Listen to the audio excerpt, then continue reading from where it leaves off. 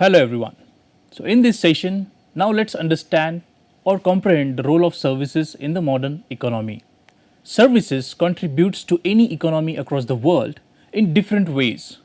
For example, in terms of economic growth, in terms of generating employment, in terms of innovation and technology, in terms of rapidly growing globalization, in terms of creating consumer centric economies, also to develop financial sectors in those economies or countries, and ultimately improving the quality of life of citizens across those countries. Let's understand each one of these in detail. Number one, in terms of economic growth. In many developed and developing economies, services have become the primary driver of economic growth. When in terms of India itself, services sector contributes around 54% to the gross value added. The services sector's contribution to GDP or gross domestic product has surpassed that of agriculture and manufacturing. Coming to generation of employment, services sector have become major source of employment across the world. A significant portion of the global workforce is engaged in service related activities. For example, in sectors like healthcare, education, finance, technology, and much more. Coming to innovation and technology, services have been at the forefront of innovation and technology adoption. Technological advancement have led to the growth of digital services such as e-commerce, cloud computing, and software as a service, that is SaaS, which have revolutionized the business landscape. Coming to services contribution in terms of globalization, services are inherently global. Many service based companies and industries have expanded their reach internationally. This globalization has led to increased cross border trade in services, impacting global trade patterns. Coming to creating consumer centric economies, the rise of services has transformed economies into more consumer centric models. Customers' preferences, experiences, and needs often shape the direction of services industries, leading to more personalized services and making them more customer centric as well. Coming to financial services, these type of services, particularly in the sectors like finance, are instrumental in mobilizing and allocating capital. They play a crucial role in facilitating investment, supporting entrepreneurship, and underpinning financial stability. And finally, services also contribute significantly to improving the quality of life of people. Healthcare, education, entertainment, and public services all contribute to well being, indicating that growth of these service sectors are closely linked to overall human development. Now let's discuss what is the services sector contribution in modern economy, specifically India. It helps to generate employment. It also helped India to become IT and outsourcing hub. Services in terms of education and healthcare are rapid drivers of India's growth. Tourism and hospitality have also contributed a lot, whereas economic transformation has been driven or fueled by services sector in India. Whereas at the same time, services has made India as a global services exporter as well. In the context of India, services have had a profound influence on country's economic landscape. For example, as we were discussing employment generation, the services sector is a major source of employment in India, offering jobs in fields such as IT, that is information technology, business process outsourcing, that is BPO, telecommunications, healthcare, and even education. It has absorbed a significant portion of the young and skilled workforce. Coming to IT and outsourcing hub, in that role, India has emerged as a global leader in IT services. The country is known for software development, IT support, call centers, and back office operations, providing services to companies worldwide. Coming to services contribution to Indian economy in terms of education and healthcare, services in education and healthcare have been instrumental in bridging gaps and improving living standards.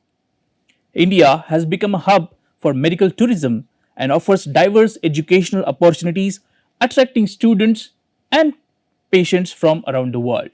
Coming to financial services and its role, India's financial services sector has witnessed rapid growth, supporting capital formation, investment, and economic stability. The banking, insurance, and investment sectors play a crucial role in countries' economic development. Coming to tourism and hospitality, India's cultural diversity and historical heritage have led to the growth of the tourism and hospitality service industry. Tourists visit India for its rich cultural experiences, contributing to economic growth.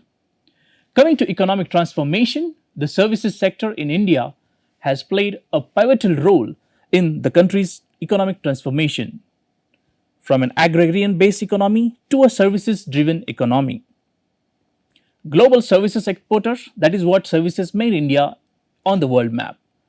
India's prominent exporter of services, including IT, BPO, engineering services, and research and development. The revenue generated from these exports significantly contributes to the country's foreign exchange reserves as well. Now let's understand the evolution of service sector in India. So, pre-independence era, that is before 1947, the limited service sector exists, focusing mainly on trade and transportation. Then, post-independence era, that is 1950 to 80s, we have a socialist economic model where again there was a limited services sector growth happen. Then comes economic reforms of 1990s, where we initiated a lot of economic reforms and liberalization of growth of IT and ITS sector happened. Coming to 2000s, where IT and ITES boom happened, there was emergence of IT hubs like Bangalore, Hyderabad, Pune, and wherein IT and BPO sectors were booming with a lot of jobs created in those sectors. And very recently, that is after 2010, we can say that there is a rapid expansion beyond IT to finance, healthcare, education, tourism, etc. Moreover, there is a rise of startups and digital services in these domains as well. Just to summarize, services have become the backbone of Indian economy. Here are some of the important roles services played in Indian economy. First, in terms of enhancing country's GDP. Second, in terms of generation of employment. And number three, in terms of innovation and technology. Let's understand each one of these with some more details. First, enhancing country's GDP, that is gross domestic product. So according to India Brand Equity Foundation, India has the fastest growing service sector which is contributing to over 50% to the country's GDP. To be precise, as on 2022, it contributes around 53.6%. Whereas the services sector has witnessed 10.8% growth in the first half of 2021-22 itself. The gross value added in the services sector is estimated to grow at 9.1% in financial year 23. If you look at the services sector of India, which largely remains the engine growth of India's economy and contributed to more than 53 or 54% roughly. This particular chart at the right side shows the growth of India's services sector in terms of gross value added at a basic price. So we can see the trend in terms of the increasing contribution of services from financial year 16 to up to 20. However, maybe because of the pandemic shock that we have received because of COVID-19, there was a slight dip in 2020-21. While going further, we can expect that the services will go on driving rapid Indian economic growth in future as well. Coming to the second contribution in terms of employment generation. Services sector creates employment opportunities in the country. Before 1983, agriculture and construction sectors were major job creators. But after 1991, after economic liberalization, several subsectors like trade, hotels, restaurants, and transport created a lot of employment opportunities in India. Within the service sector, employment opportunity is highest in finance, insurance industries, and business services, followed by trade, hotels, and restaurants. The service sector has emerged as the highest employment generator with 5 to 7% year-on-year growth in year 2022. Finally, in terms of contribution of services to channelize innovation and technology in this country. Innovation and technology are powerful drivers of economic growth. They lead to productivity gains, create new industries, and improve our quality of life. These innovations attract investments, create jobs, and contribute significantly to economic development, like the innovations that happen in terms of IT services, healthcare services, electrical vehicle market, renewable energy sources, and personalized entertainment industry as well. Now let's understand how services fare in terms of exports. The first chart describes the contribution or growth of services in terms of export in the year 2021 to 2022. And we can see that services contributes more than 26% in terms of exports. Then what are the industries that contribute to services export? Here we have software services which are leading this exports category, followed by business services, transportation, travel, financial services, insurance, communication and others. What are the top services sector companies in India? Take a moment and guess. Yeah. So these are like Accenture, Infosys, IBM, TCS or Tata Consultancy Services. We have Deloitte and even companies like Wipro as well. Let's understand few of these in detail and how they are contributing to India's growth story. First is Accenture. So Accenture is an Irish domiciled multinational corporation that has originally founded as Anderson Consulting in 1989. It was rebranded as Accenture in 2001. The company has its headquarters in Dublin, Ireland, and is incorporated in Ireland. Accenture operates in more than 120 countries and has a significant presence in India. So, what are the services Accenture is into? So, they are into providing consulting services, technology services, outsourcing, digital services, and security services. So, these are the business verticals where Accenture operates. For example, in terms of consulting, Accenture offers management consulting and strategy services to help clients solve complex business challenges, improve their performance, and drive growth. This includes areas such as strategy, digital, and even technology consulting. Coming to technology services, the company provides a wide range of technology services, including system integration, application development, infrastructure management, and cloud services. They help clients implement technology out solutions to meet their business goals. In the vertical of outsourcing, Accenture offers business process outsourcing, that is BPO services, including finance and accounting, human resources, and customer service outsourcing as well. They help clients organize their operations and reduce cost. Across digital services, Accenture is a leader in digital transformation, helping clients leverage emerging technologies like artificial intelligence, data analytics, blockchain, and the Internet of Things to transform their business operations. When it comes to security services, Accenture helps clients protect their digital assets and data by offering cybersecurity and risk management services. In nutshell, Accenture provides different services.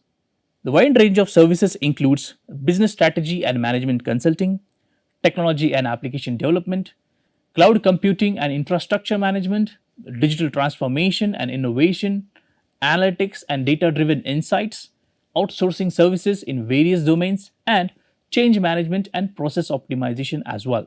So, how Accenture is contributing to Indian economy? First, in terms of economic growth, the company's operations in India have a positive impact on the economy, contributing to GDP growth through its services and the taxes it pays. In terms of technology and innovation, Accenture's presence in India promotes innovation and the adoption of emerging technologies, which can have a ripple effect on other industries and sectors. Coming to generation of employment, Accenture is one of the largest employers in India, with tens of thousands of employees across its offices and delivery centers. It provides job opportunities for a diverse workforce, including engineers, consultants, and business professionals. With respect to skill development, Accenture invests in talent development as well and provides training and skill enhancement opportunities to its employees, which then contributes to the overall skill development in the country.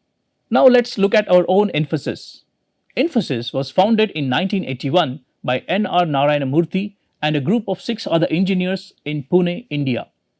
It has since grown to become a multinational corporation with a presence in numerous countries.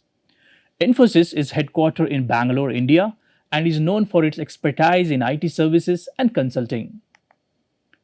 Infosys operates in different verticals like consulting, technology services, business process outsourcing, and digital services. With respect to consulting, Infosys offers consulting services to help clients solve complex business problems, improve operational efficiencies, and drive digital transformation. This includes strategic consulting, business process optimization, and even technology advisory services. With respect to information technology services contribution, Infosys provides a wide range of IT services, including software development, application maintenance, system integration, infrastructure management, and even cloud services. With respect to BPO or business process outsourcing, Infosys offers BPO services such as finance and accounting outsourcing, human resource outsourcing, and customer service outsourcing to help clients optimize their business processes. With respect to digital services vertical, Infosys focuses on digital transformation, helping clients leverage emerging technologies like AI or artificial intelligence, data analytics, blockchain, and the Internet of Things to modernize their businesses. So, in nutshell, it provides services like software development and application maintenance, IT consulting and advisory services, cloud computing and infrastructure management, data analytics and insights, digital transformation and innovation, business process optimization and outsourcing, and finally, software solutions as well. So, how Infosys played a crucial role in India's growth story? So, Infosys is a key player in India's IT industry and has made a significant contribution to the Indian economy. For example, with respect to employment, Infosys, one of the largest employers in the IT sector, it has created thousands of job opportunities for skilled professionals and fresh graduates, contributing to India's workforce. With respect to skill development, the company invests in employee training and skill development, thereby enhancing the talent pool and promoting education and skills in the IT sector. Coming to economic growth, Infosys has substantial impact on India's GDP, both directly through the services and indirectly through the growth of the IT employment it has fostered. Technological advancement. With this respect, Infosys is at the forefront of adopting and developing emerging technologies. The work contribution to India's position as a global technology hub and encourages innovation as well. With respect to export and foreign exchange, Infosys generates significant revenue from international clients, thereby contributing to India's foreign exchange reserves. Third example of a company which is into services sector is IBM. John Greiner, senior VP of IBM, once said that IBM Consulting has a third of its significant headcount based in India, a country that continues to be strategic to the growth plans of the global organization. So, consulting contributed to a third of IBM's $60 billion revenue in 2022. This segment was rebranded from IBM Global Business Services in 2021 prior to IBM's split with Kyndryl. IBM's offering competes with consulting solutions from IT services majors like Accenture, TCS, and even Infosys for large enterprise deals. The company has doubled down on its talent sourcing by setting up centers in Tier 2 cities like Kochi, Coimbatore, and even Bhubaneswar. As a market, the company is focusing on key segments like banking, retail, manufacturing, telecom, and even public sector programs. Lot of IT companies, let's have something from the finance sector. Our own HDFC Bank. So HDFC Bank, officially known as Housing Development Finance Corporation Limited, is one of the leading private sector bank in India. It was established in 1994 and it is headquartered in Mumbai. HDFC Bank has played a significant role in the development of India's financial sector and has a widespread network of branches and ATMs across the country. It operates in different verticals like retail banking, corporate banking, treasury and wholesale banking, private banking, and investment banking. With respect to retail banking, this includes services such as savings account, current accounts, fixed deposits, recurring deposits, personal loans, home loans, auto loans, and so on. With respect to corporate banking services, HDFC Bank provides a wide range of financial services to corporate clients, including working capital loans, trade finances, treasury services, cash management, and foreign exchange services as well. Coming to treasury and wholesale banking, HDFC Bank offers services related to forex, fixed income, money market, and even derivative products as well. With respect to private banking vertical, HDFC Bank offers personalized wealth management and private banking services to high net worth individuals. With respect to investment banking vertical, the bank has a presence in investment banking, which includes services such as advisory, or we can say capital market transactions, mergers and acquisitions, and even structured finance as well. So, in a nutshell, we can say that what are the services offered by HDFC Bank? First, in terms of retail and corporate banking. Second, in terms of wealth management services. Then we have treasury and capital markets. then trade finance related services, and finally even mobile and banking, wherein HDFC Bank has a robust digital presence offering online and mobile banking services to make banking transactions convenient for its customers. With respect to its contribution to Indian economy, HDFC Bank has made substantial contribution to the Indian economy.